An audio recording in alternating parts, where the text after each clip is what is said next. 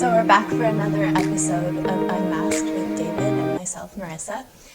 Today we are going to be discussing friendship and not only what friendship means, how we can define it, but also how we can understand friendship through a spiritual lens.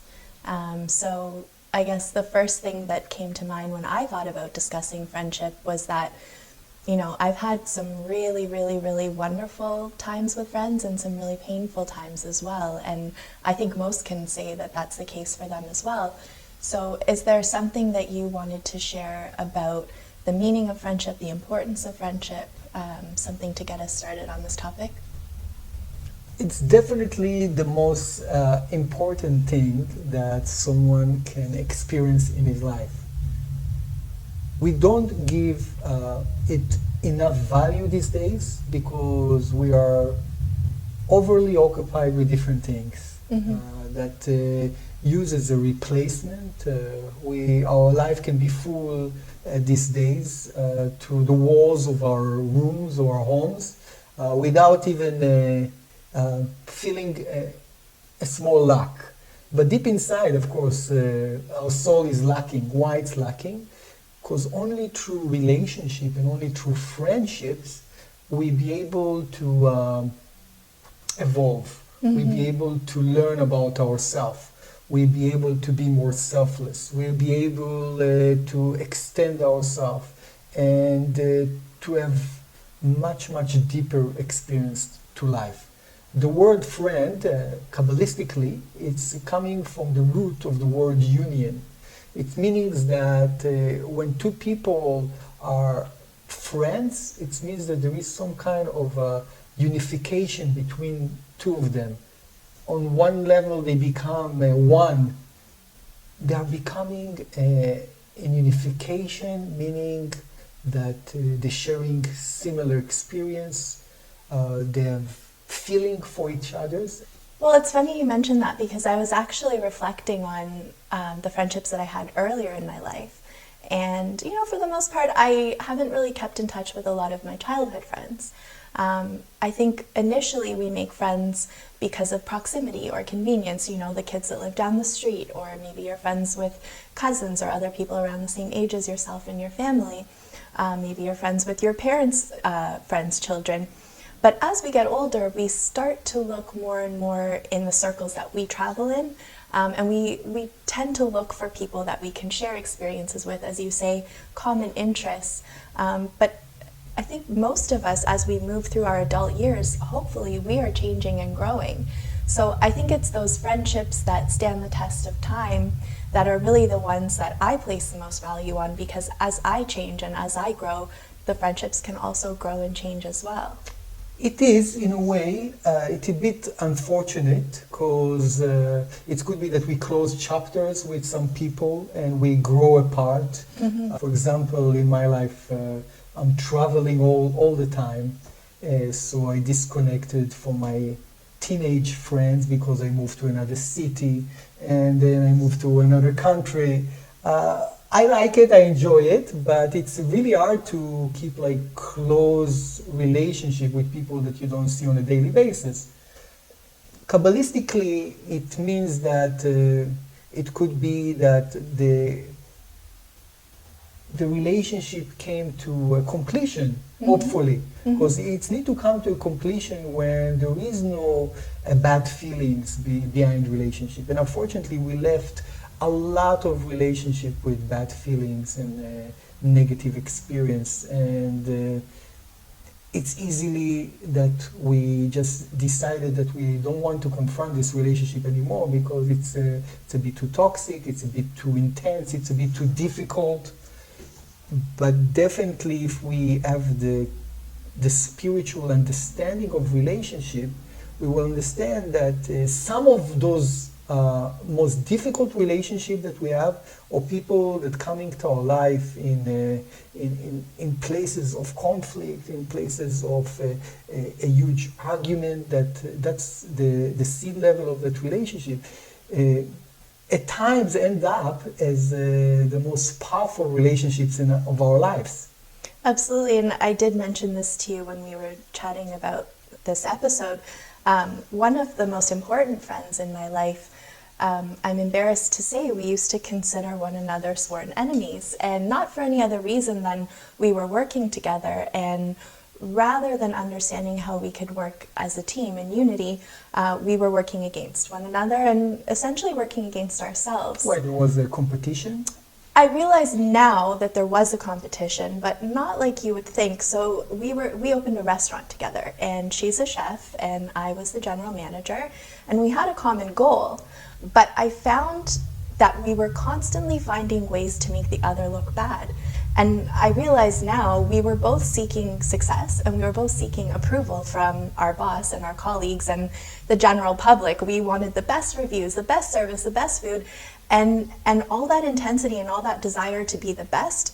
We essentially did pit ourselves against one another as competitors. It got to the point where we were no longer speaking, and I think the final blow before I eventually just left my job, we had an incident and we didn't speak for about a week, and I thought, this is toxic, I can't do this anymore, I have to leave and I have to move on. Not realizing at the time that I was contributing to the toxicity just as much as her. Of course, we both blamed the other for the breakdown. But why I bring it up, I think it's such a beautiful story. We didn't speak for at least 2 years. And out of the blue, she contacted me and she let me know that she had finally come to see that her ego had gotten in the way of our relationship. And I was completely taken aback. I had never expected an apology from this person. And those of you watching who know us probably are laughing right now because it was quite dramatic and I didn't know how to respond. And eventually when I did respond, I said, thank you for your apology, I accept. And she followed up with connecting me with a job opportunity, which I thought was totally wild. It turns out she had gone really deep inward and really connected to her spiritual self, and she had actually started studying at the Kabbalah Center. And this really came in handy for me a couple months later when I went through a very hard time. My relationship was ending and I was quite beside myself.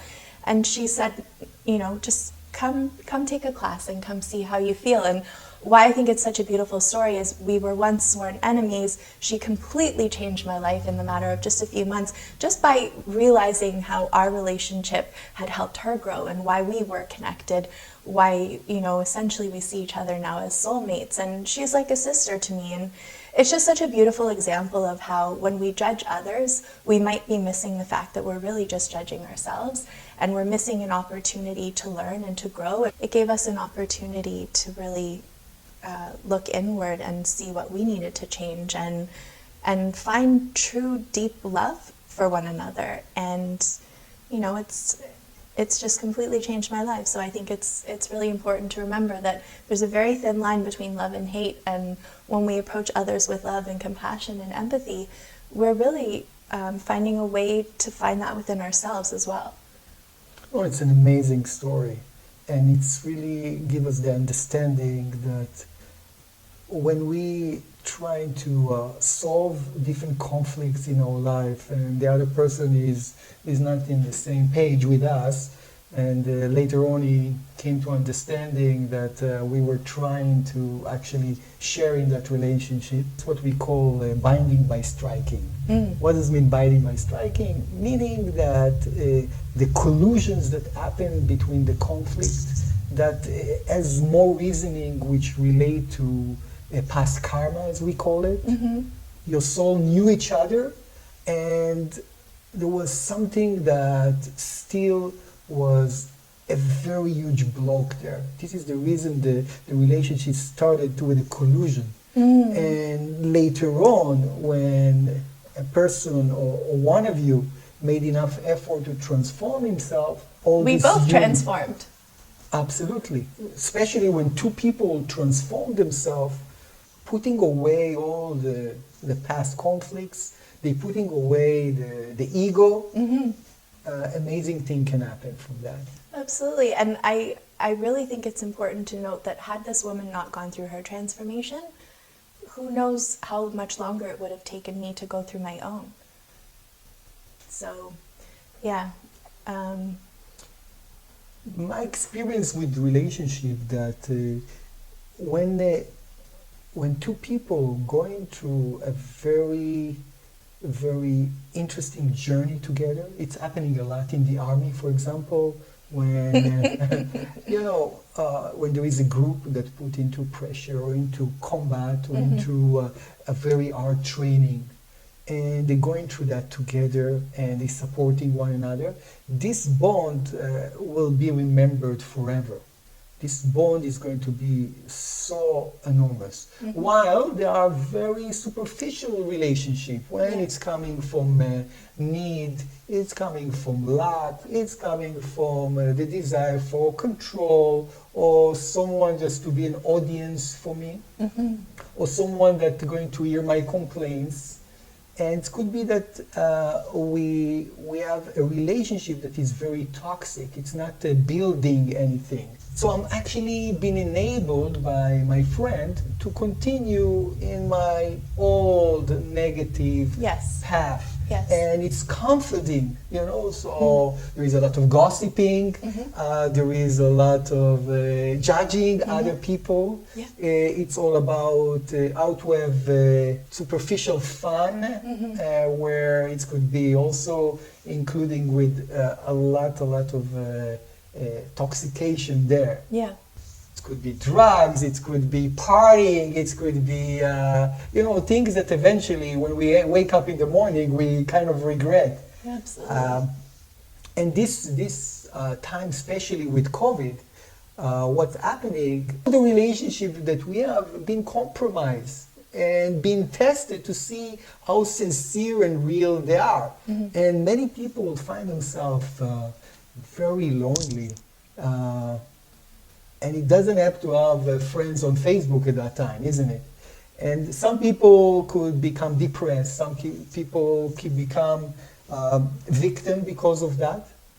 And some people, which are more proactive, will initiate old relationship, will awaken their desire really to, not just for themselves, maybe the true, sincere desire to check on those people that they know and to be a companion to them. Pretty much there are two types of relationship. It's either a toxic relationship, meaning that we help each other to take ourselves down by addictions, by negative behavior, by foolishness. Gossiping, like you said, judging others. Yeah, and not necessarily supporting one another as mentorship. Because why people looking for mentors? Because they see within the other person the ability to learn something. And in friendship, I think it's essential. The friendships should be based that you know that your friend has strength in one area and you know that he will be there to support you. And vice versa. It cannot be one-sided because we all mirror to one another. Meaning that within the relationships, we have the opportunity to learn so much about ourselves. It's true. And they say Kabbalistically that we do our spiritual work through our relationships with other people. And it was Michael Berg that said recently that there really is no relationship. It's only yourself and your relationship with the Creator or the universe. And I think when we look at our relationships that way, we can remind ourselves, it's not if that person hurt you, that's an opportunity for you to look inward. It's not about what that person is giving you, that's an opportunity for you to share. And I like that you mentioned mentorship, because I think for me, some of the most important and deep and meaningful friendships in my life are the ones that are with people that are willing to kindly point me towards my flaws and help me see the things that I need to change and improve in myself. The friends that are willing to sacrifice hurting my feelings or potentially causing strife in the relationship because they want to... That's the true relationships. Exactly. And not so many people are fortunate to have those relationships, because some people, they're afraid to tell you the truth. Yes. And they're not using themselves as mirror to you. You're not able to grow in that relationship. And they're enabling your old behavior. And by enabling that, we are not really shifting and growing, which that's the purpose of relationship. Because through every relationship, we have the opportunity to to grow. And I think in that sense, it is very important to have friends that are similar to you, but not in the sense that it's like a feedback loop where you're just always agreeing on the same things, but having a friend that knows themselves well and can recognize similarities in the other. I mean, for me personally, a lot of my friends and I share so many, let's call it, well, it's our tikkun. A lot of my friends are Sagittarius like me. We struggle with the same challenges, and it's so much easier to point it out in someone else and to say, hey, I know I do this, you also do it, let's work on it together. That's beautiful. Yeah. On top of that, since we don't want to be limited just to our own point of view on life, which is our programming, which is our nature, so we can always choose another friendship which is coming from a different nationality, a different culture, a different, completely different perspective, and that's widening completely our view of the world. I'm fortunate to have traveled the world and met so many different people, and I think this is what made my life so vivid and so colorful and have so many aspects to it. Yeah. So it seems that we have a lot of stimulation without have the necessity to have deep relationship in our life. But if we really want to grow, we should focus to find more meaningful relationship. It's within the marriage, because you have a 24/7 a mirror in front of you. And which is maybe why so many marriages don't work out.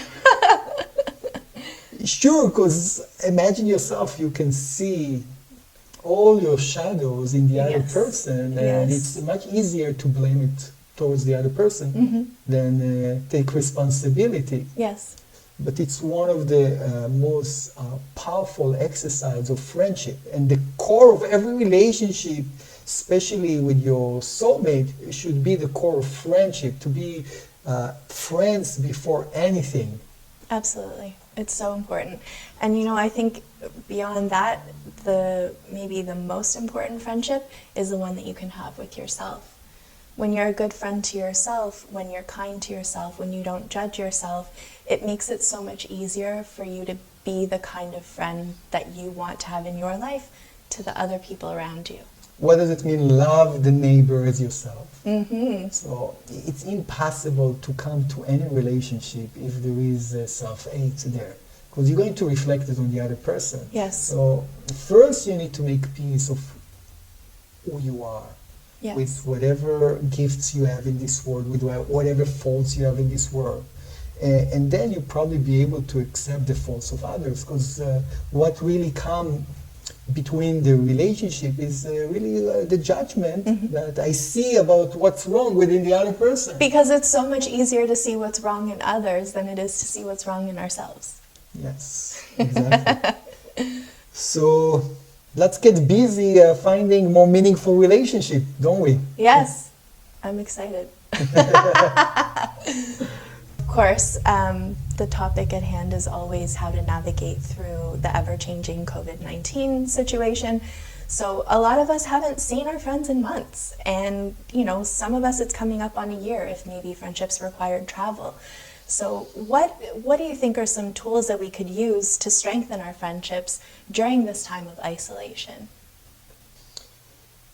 It's really becoming more unconditional. Instead of being worried about our situation, our isolation, what will the future intake for us, I should be busy extending myself to others. And looking to all those people that made an impact in my life and reaching out to them, because maybe they're feeling the same. Yes. And there could be a very interesting union there by me just reaching out. So if I'm feeling lonely, rather than maybe settling into victim consciousness, I can pick up the phone, I can arrange a Zoom call, I can reach out. And maybe don't even think about what I can gain from that, but just think about how I can share with that other person on the other end. Again, yeah, it's like feeling the pain that other people have, and wanting to make a proactive, initiative thought about the benefit of the other person. And that's what will give birth to reuniting people together. It's not what is it for me in that relationship, Yes. it's what I can share. What I can share, definitely. Well, that's very helpful, something to keep in mind. And thank you so much for this conversation. Thank you, I really enjoyed it. Always a pleasure. We'll see you next week for another episode of Unmasked. See you soon.